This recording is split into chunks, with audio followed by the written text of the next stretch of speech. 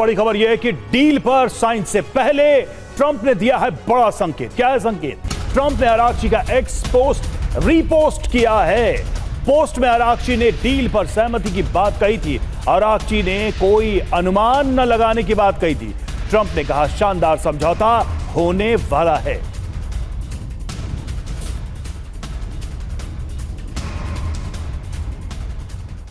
तो एक संकेत ट्रंप ने दिया है, आराघची के पोस्ट को रीपोस्ट किया है और यह कहा है कि शानदार डील होने वाली है। उधर आराघची कह रहे हैं कि कोई अनुमान न लगाया जाए, लेकिन यह पहली बार है जब डील को लेकर दोनों तरफ से कुछ सकारात्मक संकेत दिए जा रहे हैं। यह कहा जा रहा है कि हां, ऐसा हो सकता है। क्या खबर है, सबसे पहले यह जानना बहुत जरूरी है। कल देखिए जिनेवा में डील पर फाइनल मुहर लगेगी, क्या यही सबसे बड़ी बात है, सबसे बड़ा सवाल है। डोनाल्ड ट्रंप क्या कह रहे हैं? एक शानदार समझौता होने वाला है। आराघची कह रहे हैं समझौता पहले से कहीं अधिक करीब है समझौते के हम किसी डील पे पहुंच सकते हैं। ट्रंप कह रहे हैं डील के मुताबिक ईरान के पास एटम बम नहीं होंगे। आराघची कह रहे हैं समझौते से पहले डिटेल्स पर अनुमान न लगाया जाए, किसी तरीके का कयास न लगाया जाए। ट्रंप कह रहे हैं ईरान के साथ अब युद्ध खत्म करने का समय है। आराघची कह रहे हैं समझौते के बाद 60 दिनों की दूसरे चरण की वार्ता। और ट्रंप का कहना है कि समझौते के बाद हॉर्मुज स्ट्रेट पूरी तरह से खुल जाएगा। आराघची कह रहे हैं दूसरे चरण में परमाणु कार्यक्रम प्रतिबंध हटाने पर बात होगी, यानी पहले चरण के बाद उस पर बात होगी। ट्रंप कह रहे हैं डील की शर्तें मानने पर ही संपत्ति अनफ्रीज होगी। आराघची कह रहे हैं परमाणु संवर्धन प्रतिबंधों से राहत पर अभी फैसला नहीं हुआ है। आराघची एक तरीके से कहीं ना कहीं बहुत ही ज्यादा रेस्ट्रिक्टेड तरीके से अपनी बात रख रहे हैं, जबकि ट्रंप हमेशा की तरह बहुत आगे जाकर बात करते दिखाई दे रहे हैं। मनीष, ट्रंप के रीपोस्ट को, यानी कि आराघची के पोस्ट को रीपोस्ट किया और साथ ही हाई होप्स वाली बातें एक बार फिर से वो कह रहे हैं, जबकि आराघची बहुत नपे तुले अंदाज में अपनी बात कह रहे हैं, सकारात्मक संकेत दे रहे हैं, लेकिन ये भी नहीं कह रहे हैं कि हमने खजाना खोल दिया है, जो चाहिए ले जाओ। देखिए, ईरान के विदेश मंत्री जिस तरीके की बात उन्होंने सोशल मीडिया में की है या फिर जिस तरह के बयानबाजी विदेश मंत्रालय की तरफ से हुई है, दरअसल इसमें कोई दो राय नहीं कि पूरी दुनिया ने देखा कि नेगोशिएशन के मामले में ईरान किस हद तक एक अलग लेवल पर है। और आज की बात नहीं है, बल्कि ईरान का इतिहास कहता है कि सैकड़ों सालों से नेगोशिएशन के मामले में ईरान ने किसी एक विषय पर, कि आज शनिवार का दिन है, केवल इस पर वो इन 10 साल तक डिस्कस कर सकते हैं। तो ऐसी स्थिति में उनके लिए इससे बेहतर और क्या होगा कि ट्रंप चाहते हैं कि बैठकर डील की जाए, डील को लेकर नेगोशिएशन हो। तो ये ईरान की मनचाही मुराद है। आप कह सकते हैं कि ईरान के लिए ये जीत जैसा है और इसीलिए वो इस तरह का रिएक्शन भी दे रहे हैं। रही बात प्रेसिडेंट ट्रंप इस वक्त किसी भी कीमत पर एक डील दिखाना चाहते हैं कि मैंने ओबामा से बेहतर डील करके दिखाया वगैरह वगैरह।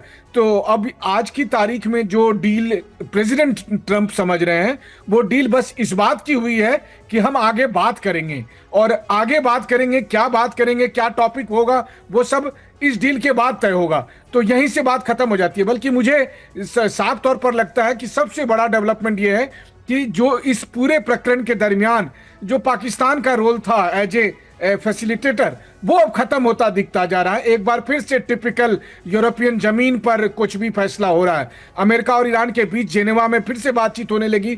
पाकिस्तान की वैल्यू धीरे धीरे करके खत्म हो रही है। मुझे लगता है कि बस पाकिस्तान के प्रधानमंत्री ने ट्रंप से कहा होगा कि हुजूर कम से कम मुझे एक ट्वीट कर देने दीजिए, ताकि मैं कहूंगा कि ये सब कुछ होने जा रहा, बस मुझे इतना क्रेडिट मिल जाए। जी और बिल्कुल, और क्योंकि कल की जो तारीख है वो सामने आ रही है, और अब इस तारीख को अगर बात करें 14 तारीख को, तो डोनाल्ड ट्रंप का जन्मदिन भी, और ऐसे में जाहिर सी बात है कि ईरान कोई ऐसा जन्मदिन पर गिफ्ट भी नहीं देना चाहेगा कि खुद का नुकसान हो और डोनाल्ड ट्रंप खुशी की मारी उछलने लग जाए। एक और बड़ी खबर, डील को लेकर कई मुद्दों पर मतभेद बरकरार।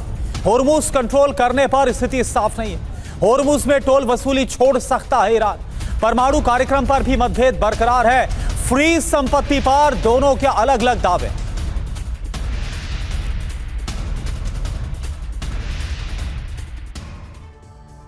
तो देखिए कौन से वो मुद्दे हैं जिन पर अभी भी पेच फंसा हुआ है, यह समझना बहुत जरूरी है, क्योंकि 2 महीने से ज्यादा का वक्त हो गया 40 दिन के युद्ध के बाद, और हमने देखा कि कैसे बार बार वक्त पर डोनाल्ड ट्रंप की तरफ से कहा गया बस अब डील होने वाली है। बस अब ईरान मान चुका है, ईरान सारी शर्तें मान चुका है, लेकिन हर बार ईरान नकारता हुआ नजर आया, खारिज करता हुआ नजर आया। तो जानिए आप वो 4 मुद्दे जिन पर तो अभी भी पेच फंसा है, विवाद बना हुआ है। Number 1, Hormuz straight. अमेरिका क्या बोल रहा है? हॉर्मुज़ स्ट्रेट खुल जाएगा, ट्रांजिट फीस नहीं लेने देंगे ईरान को। जिस टोल वसूली की बात ईरान करता है, लेकिन ईरान का क्या कहना है?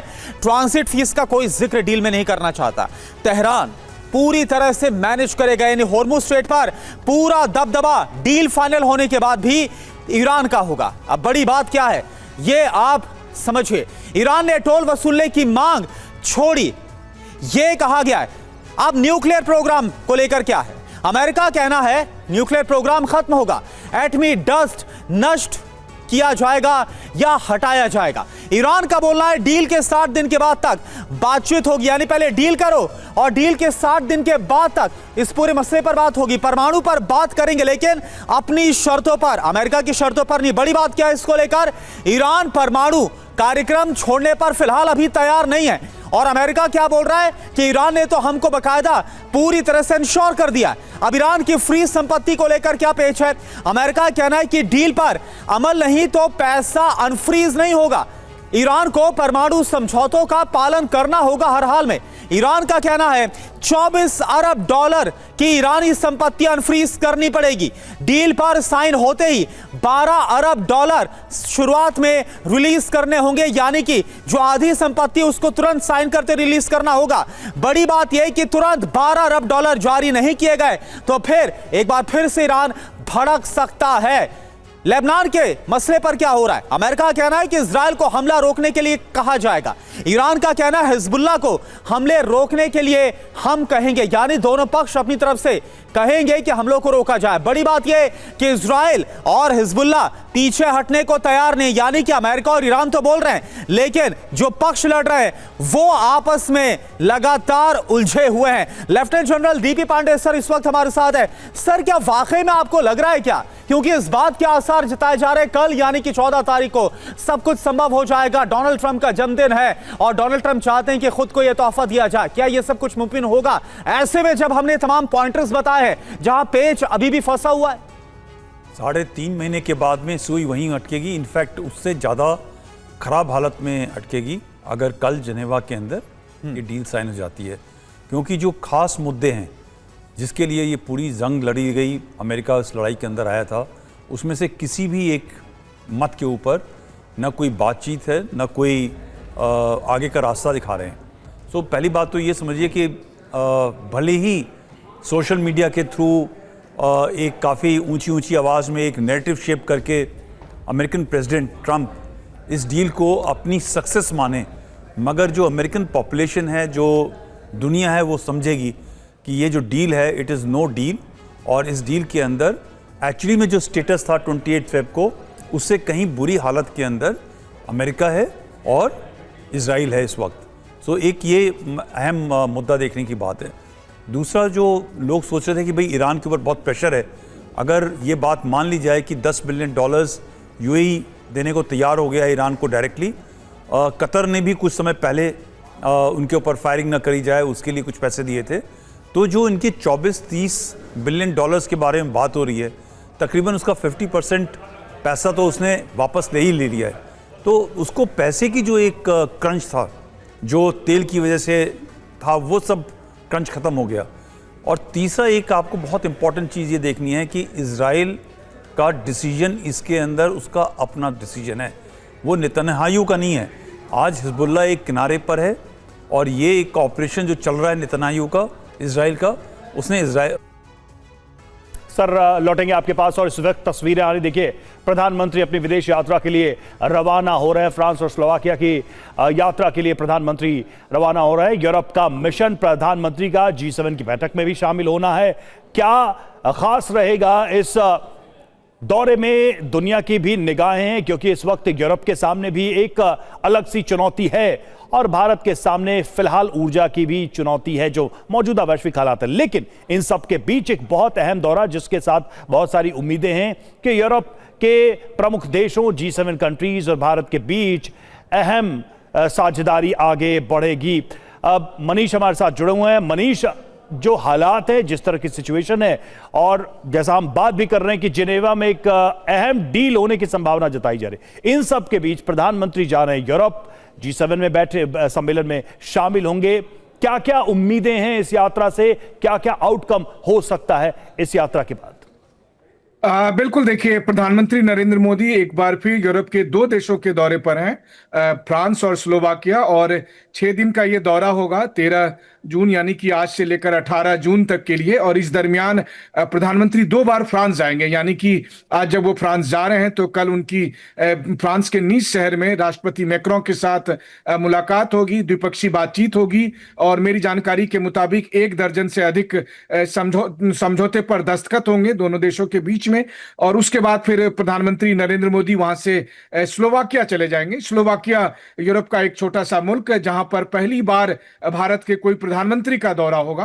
वहीं दूसरी तरफ 2 दिन वहां रहने के बाद दोबारा से जब प्रधानमंत्री लौट कर आएंगे तो जिस जिनेवा का आपने जिक्र किया उसके ठीक पास में ही फ्रांस का एक शहर है एवियन, जहां पर कि इस समय G7 का शिखर सम्मेलन आयोजित किया गया है 16 और 17 जून को, जब अमेरिका के राष्ट्रपति डोनाल्ड ट्रंप समेत G7 के मेंबर कंट्री भी होंगे। इसके अलावा मिडिल ईस्ट के कई कंट्री के राष्ट्राध्यक्षों को भी वहां पर न्योता दिया गया है। तो प्रधानमंत्री नरेंद्र मोदी वहां G7 शिखर सम्मेलन में भारत का प्रतिनिधित्व करेंगे। और सबसे बड़ी बात है कि इस बार फ्रांस की होस्ट कंट्री है तो उसने भारत को विशेष रूप से आमंत्रित इस मायने में किया है कि लगभग सभी सत्रों में भारत का प्रतिनिधित्व होगा। खुद प्रधानमंत्री नरेंद्र मोदी 2 या 3 सत्र में वहां पर संबोधित करेंगे, भारत का पक्ष रखेंगे।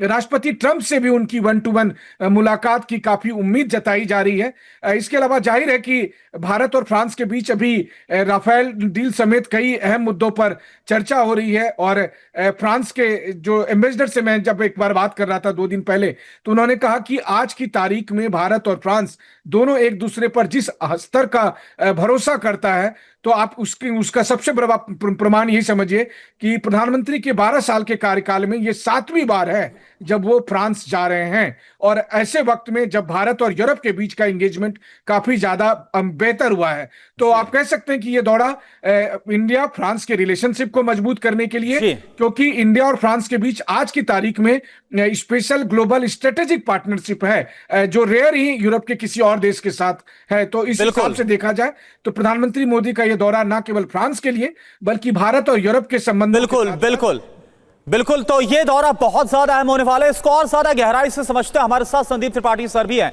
सर, तस्वीरें हम दिखा रहे हैं प्रधानमंत्री जो कि फ्रांस स्लोवाकिया की यात्रा के लिए रवाना हो रहे हैं, लेकिन जो मौजूदा वैश्विक संकट है, जो मौजूदा वैश्विक हालात है, कुछ वक्त पहले प्रधानमंत्री की तरफ से 5 देशों का दौरा किया गया था और अब फ्रांस और स्लोवाकिया का। और सबसे खास बात है कि फ्रांस में ही जब डोनाल्ड ट्रंप मौजूद रहेंगे तो वहां पर अरब देशों के, अरब मुल्कों के भी जो नेता है वो भी मौजूद रहने वाले। और यह भी कहा जा रहा है कि जो मौजूदा संकट है मिडिल ईस्ट का, इसको लेकर भी चर्चा हो सकती है। तो भारत के लिहाज से, मिडिल ईस्ट के संकट के लिहाज से कैसे आप देखते हैं? देखिए, मैं हमेशा मानता हूं कि हिंदुस्तान ने इस बदलती हुई जियोपॉलिटिकल लैंडस्केप पर एक कन्वर्सेशन को बदला है, रिकन्फिगरेशन किया ग्लोबल कन्वर्सेशन को। और इसकी जो छाप है अभी आदरणीय जयशंकर जी के आप उस समिट में देख सकते हैं, यूरोप में किस तरह से उन्होंने यूरोप को झांकी दिखाई हिंदुस्तान की तस्वीर को लेकर के। तो मुझे लगता है कि जब आदरणीय प्रधानमंत्री जी फ्रांस पर पहुंचते हैं तो ये वही फ्रांस है जब 2015 पर दुनिया का ऐसा ऑर्गेनाइजेशन की शिलान्यास या कह सकते हैं पटकथा रखी गई, भारत में गुड़गांव में उसका मुख्यालय रखा गया, हेडक्वार्टर गया, वो था इंटरनेशनल सोलर अलायंस। तो फ्रांस के साथ हमारा सिर्फ डिफेंस ही नहीं, एनर्जी को लेकर के और ग्लोबल इश्यूज को लेकर के आपस में दोनों नेताओं के बीच एक बहुत अच्छी समझ है, एक सामंजस्य भी है।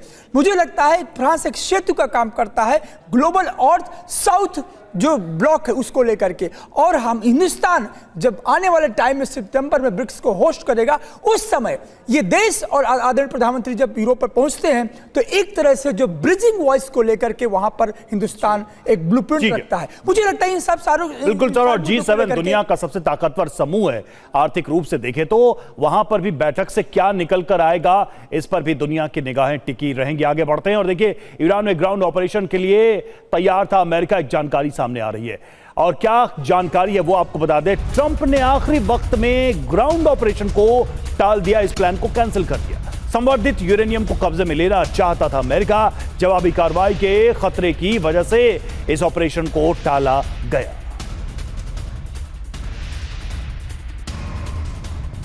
देखिए ट्रंप ने इस ऑपरेशन को टाल दिया, तैयारी तो थी ही। और इधर देखिए यह भी दावा किया जा रहा है कि एटमी प्रोग्राम जो है ईरान का वो नहीं चलेगा। साइन होने के 60 दिन बाद में इस पर सहमति बन पाएगी। फिलहाल 60 दिन का एक ब्लॉक पीरियड होगा। और ईरान के परमाणु कार्यक्रम पर यह बड़ी जानकारी भी सामने आ रही है कि परमाणु पर ईरानी रुख में बड़ा बदलाव हुआ है, बहुत बड़ा चेंज सामने आया है। परमाणु बम न बनाने के लिए तैयार है, एक्सियोस का दावा यह सामने आया है। और ईरान ने अपना स्टैंड बदला है, एटमी स्टैंड, और इसकी वजह से ऐसा कहा जा रहा है कि इस बार डील पक्की होगी। तो क्या है इसमें, क्या जानकारी सामने आ रही है, नई डील में क्या है, इसको लेकर तो ईरान हमेशा के लिए परमाणु हथियार नहीं बनाएगा, भविष्य में भी परमाणु कार्यक्रम न चलाने का वादा किया गया है। तय करना होगा कि ईरान अपने वादे को पूरा कर रहा है। अगर ईरान ने शर्तें नहीं मानी तो फ्री संपत्ति जारी नहीं होगी, सिविल न्यूक्लियर के इस्तेमाल पर रोक नहीं होगी। क्या ईरान ने अपना स्टैंड बदला है? पहले ईरान ने परमाणु कार्यक्रम टालने का ऑफर दिया था। 10 से 20 साल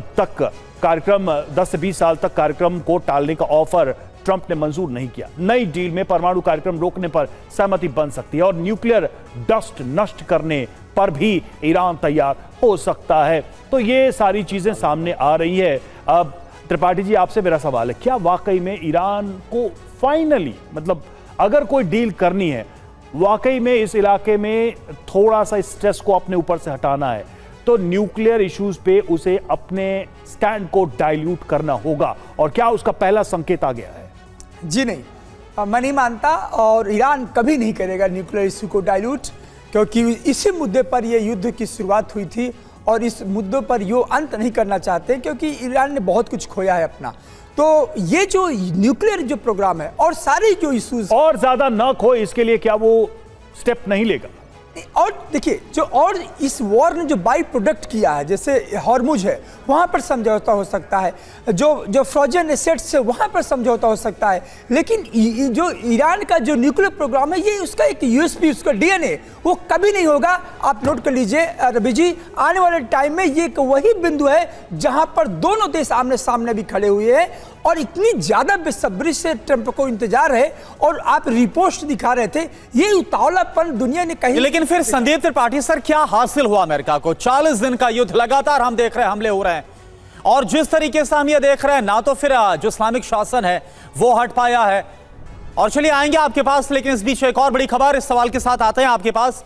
एक और बड़ी खबर, ईरान में एक ग्राउंड ऑपरेशन के लिए अमेरिका तैयार था। जी हां, ट्रंप ने आखिरी वक्त में टाला है ग्राउंड ऑपरेशन का प्लान। संवर्धित यूरेनियम को कब्जे में लेना चाहता था अमेरिका। जवाबी कार्रवाई के खतरे की वजह से ऑपरेशन को टाला गया। तो देखिए, संवर्धित यूरेनियम को कब्जे में लेना चाहता था अमेरिका, लेकिन यह बहुत जटिल भी था और हो सकता है कि अमेरिका इसमें बुरी तरह से फंस भी सकता था। इसको एंड वक्त पर टाला गया। तो ट्रंप ने टाला ईरान में ग्राउंड ऑपरेशन। खबर क्या है पहले आप जानिए। ग्राउंड ऑपरेशन के लिए तैयार था अमेरिकी प्लान। संवर्धित यूरेनियम जब्त करने की प्लानिंग मई के आखिरी हफ्ते में किया जाता यह ऑपरेशन। देखिए, यह वक्त भी, टाइमलाइन भी सामने आ रही है। फ्लोरिडा के सेंटकॉम हेडक्वार्टर में ब्रीफिंग दी गई।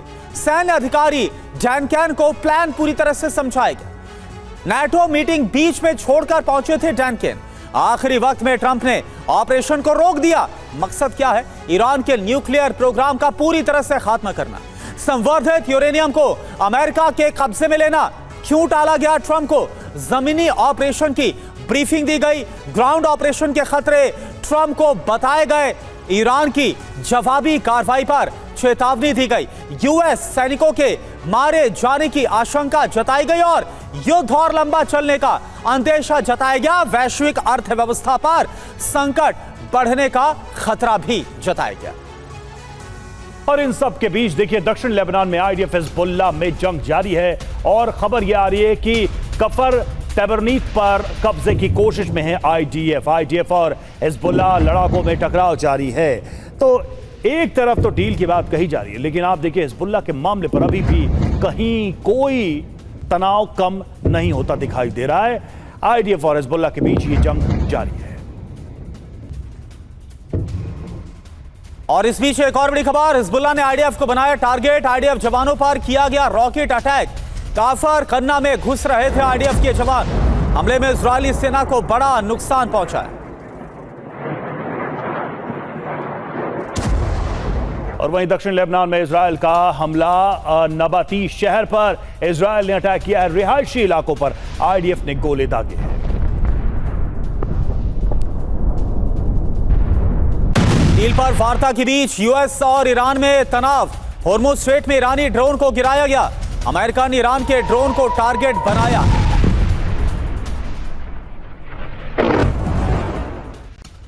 और डील से पहले इटली की पीएम जॉर्जिया मेलोनी का बड़ा बयान आया है, इजरायल को अलग थलग करना सही नहीं होगा, ये मेलोनी ने कहा। इजरायल को अलग करना किसी के लिए ठीक नहीं, कुछ देश बच्चों को मिलिट्री ट्रेनिंग दे रहे हैं, खेलने की उम्र में बच्चों को ड्रोन ट्रेनिंग दी जा रही है, पश्चिम देशों को इस स्थिति पर बात करनी चाहिए, ये मेलोनी ने कहा है। तो क्या यूएस ईरान डील से नेतन्याहू परेशान हैं? देखिए, कई तरह की खबरें सामने आ रही हैं। ट्रंप ने कल नेतन्याहू को फोन किया, ट्रंप ने ईरान डील की जानकारी दी। ट्रंप ने कहा कि ईरान से अच्छी डील होगी। ट्रंप बोले अब जंग खत्म करना होगा, ये कहा है। तो डील से क्या नेतन्याहू की मुश्किलें बढ़ने वाली हैं, ये भी देखिए। 4 महीने बाद चुनाव में नेतन्याहू की मुश्किलें बढ़ सकती हैं। बिल्कुल, हिजबुल्लाह को खत्म करने का जो वादा है वो पूरा नहीं होगा। हिजबुल्लाह पर जवाबी हमले से पहले भी पूछना होगा, दक्षिणी लेबनान में इजरायली कब्जा छोड़ना पड़ सकता है, जहां पर आईडीएफ की मौजूदगी है, ग्राउंड ऑपरेशन चल रहा है। डील से ईरान को अरबों रुपए मिलेंगे, जिससे वो और ज्यादा मजबूत होगा। कुल मिलाकर ऐसा लग रहा है कि नेतन्याहू, क्या मनीष खुद को ठगा हुआ महसूस करेंगे कि आखिर इजरायल को क्या हासिल हुआ? ना तो इस्लामिक शासन जिसका जिक्र किया गया, ना तो वो हट पाया, ना परमाणु कार्यक्रम छोड़ने के लिए ईरान तैयार है, और हिजबुल्लाह पर भी कहीं ना कहीं अपने हाथ पीछे, कदम पीछे खींचने पड़ सकते हैं इजरायल को। देखिए, कहा तो यही जा रहा है कि जब प्रेसिडेंट ट्रंप ने प्रधानमंत्री नेतन्याहू को कॉल किया और उन्हें बताया कि हम ये डील करने जा रहे हैं, तो वो उनके लिए एक सरप्राइज मोमेंट था। और इस पर वो प्रधानमंत्री नेतन्याहू आश्चर्यचकित थे, लेकिन उन्होंने बहुत रेसिस्ट नहीं किया, वो कुछ नहीं बोले। और अभी भी देखें तो प्रधानमंत्री हो या फिर इजराइल के दूसरे मंत्री, वो पब्लिकली प्रेसिडेंट ट्रंप के खिलाफ कुछ बोल नहीं रहे, लेकिन अंदर खाने वो लोग आपस में इस बात पर बहुत हद तक अब आप कह सकते हैं कि ज़्यादा और कॉन्फिडेंट हो रहे हैं कि अब आने वाली जो लड़ाई है वो बगैर अमेरिका के लड़नी पड़ सकती है, और उसकी हमें तैयारी करनी पड़ेगी। जो दूसरी बात है कि प्रेसिडेंट ट्रंप कभी ईरान पर अटैक की बात करते हैं, कभी डील करने की बात करते हैं, लेकिन इन सब के बीच में वो असली खतरा नहीं देख पा रहे हैं, ये इजराइल मान रहा है। और वो असली खतरा क्या है? असली खतरा यही है कि ईरान को मनचाही मुराद मिल गई है, यानी कि ईरान को वक्त मिल गया है, ईरान को नेगोशिएशन के नाम पर वो प्लेटफॉर्म मिल गया है जहां पर उसे तेल बेचने से कुछ कमाई हो जाएगी, या फिर जहां पर उन्हें कुछ एसेट्स डिफ्रीज करने से कुछ पैसे मिल जाएंगे, और फिर वो अपने कार्यक्रम को आगे बढ़ाएगा। अब आप देखिए कि पिछले दिनों आईएईए ने ये मांग की कि ईरान बताए लेकिन मनीष, यूरेनियम कहाँ रखा है। ये सारी बातें अपनी ये है कि सारी बातें अपनी जगह है, लेकिन जो खबर अब हम दिखाने जा रहे हैं वो खबर ये बताती है कि इस डील को लेकर इजराइल में क्या माहौल है। देखिए, अमेरिका ईरान डील के खिलाफ इजराइल है और लेबनान से पीछे नहीं हटेगी इजरायली सेना। इजराइल के रक्षा मंत्री कार्ड्स ने यह दावा किया है, भविष्य में ईरान से अकेले भी लड़ेंगे, जैसा कि मनीष कह भी रहे थे। और लगभग यही संकेत हर तरफ से दिखाई दे रहा है कि आखिरकार अपनी जंग इजराइल को अकेले लड़नी पड़ेगी। अब आपको बताते हैं कैसे अमेरिका ईरान डील के खिलाफ नजर आ रहा है इजराइल। तो देखिए, जहां तक सबसे बड़े मुद्दे की बात है यानी ईरान, वहां ट्रंप दावा कर रहे हैं कि वो समझौते के बेहद करीब है। वहीं इजराइल के रक्षा मंत्री कार्ड्स की ओर से कहा जा रहा है भविष्य में ईरान से अकेले भी लड़ने को तैयार है इजराइल। इसी तरह लेबनान के मुद्दे पर ट्रंप की ओर से कहा गया कि ईरान से बातचीत जारी है, जो समझौता उसमें लेबनान पर बात कर रहे हैं। लेकिन इजराइल कार्ड्स ने साफ कर दिया है, क्या बोल रहे हैं वो? लेबनान में इजराइल का सैन्य ऑपरेशन जारी रहेगा, यानी इजराइल अमेरिका की बात नहीं मानने वाला, सेना पीछे नहीं हटने वाली। और इसी तरह से परमाणु हथियार पर डोनाल्ड ट्रंप ईरान से बातचीत का दावा कर रहे हैं, तो कार्ड्स ने सीधे कहा ईरान को एटमी हथियार नहीं बनाने दिया जाएगा किसी भी शर्त पर। बड़ी बात तो यह है कि ईरान को लेकर अमेरिका इजराइल में साफ तौर पर मतभेद नजर आ रहा है। इजराइल वार्ता नहीं, ईरान पर सैन्य एक्शन के पक्ष में है, डील की बात कर रहे हैं ट्रंप, इजराइल हमले और कब्जे की बात कर रहे हैं। वहीं इजराइल के तेवर से खतरे में पड़ सकता है अमेरिका ईरान समझौता। तो लेबनान पर इजरायली हमले नहीं थमे तो युद्ध भड़केगा ही। लेबनान पर हमले रोकने की शर्त रख चुका है ईरान, जिस शर्त को इजराइल मारने को तैयार नहीं है। पांडे सर, इस जंग की सबसे पहली शुरुआत की बात करें, इजराइल पर जो हमला होता है वो ईरान के पाले पोसे ट्रेन किए प्रॉक्सीज के द्वारा होता है और उसके बाद से इसकी नींव पड़ जाती है। इस समस्या का अगर समाधान नहीं निकलता है तो इस जंग के खत्म होने, यहां पर शांति होने की क्या कोई गारंटी हो सकती है भला? क्योंकि अगर प्रॉक्सीज जिंदा हैं तो इजराइल पर हमले होंगे, इजराइल पर हमले होंगे तो इजराइल पलटवार करेगा। मैं इस पूरी जो वेस्ट एशिया के अंदर कार्रवाई है उसको तीन पहलुओं में देखता हूँ। सबसे पहली बात है जो यूएस ईरान की जो लड़ाई है उसका नाम है ऑपरेशन एपिक फ्यूरी। इजराइल और ईरान की जो लड़ाई है उसका नाम है ऑपरेशन लायन रोअर। दोनों के मुद्दे, दोनों के एम्स, ऑब्जेक्टिव्स बिल्कुल अलग हैं, इसीलिए दोनों के ऑपरेशंस का नाम अलग है। अब आप हिजबुल्लाह के खिलाफ या हमास के खिलाफ की लड़ाई देखते हैं, उसके अंदर अमेरिका कहीं भी शामिल नहीं है, उसके अंदर डायरेक्टली इजराइल हिजबुल्लाह हमास की लड़ाई है। तो उसके अंदर अमेरिका का ये बोलना इजराइल को कि आप रोक दो, आपका पॉलिटिकल मिलिट्री ऑब्जेक्टिव अचीव हुआ है चाहे नहीं हुआ है, वो मुझे नहीं लगता कि ईरान मानेगा। और उसको मानने की जरूरत है। और जो तीसरा एक लड़ाई के अंदर एक इंपॉर्टेंट एलिमेंट है, वो जो गल्फ खाड़ी देश हैं वो अमेरिका को चाहते थे कि ईरान के ऊपर आप जाएं, और ईरान आज तकरीबन 2 महीने 3 महीने के अंदर बम बनाने की काबिलियत बिल्कुल सर, बिल्कुल डीपी पांडे सर। और देखिए वक्त इतना ही था हमारे पास, पूरी माफी के साथ आपको रोकना चाहूंगा। तो आपने एक बड़ी बात कही कि हो सकता है क्योंकि एक बैकफुट पर भी डोनाल्ड ट्रंप नजर आ रहे हैं, तो उसका सर ये जरूर होगा कि डील करके जो अमेरिका अपना ऑपरेशन खत्म कर दे, लेकिन इजराइल ऐसा ना करे। आप सभी का बहुत बहुत शुक्रिया बातचीत करने के लिए, जानकारी के लिए।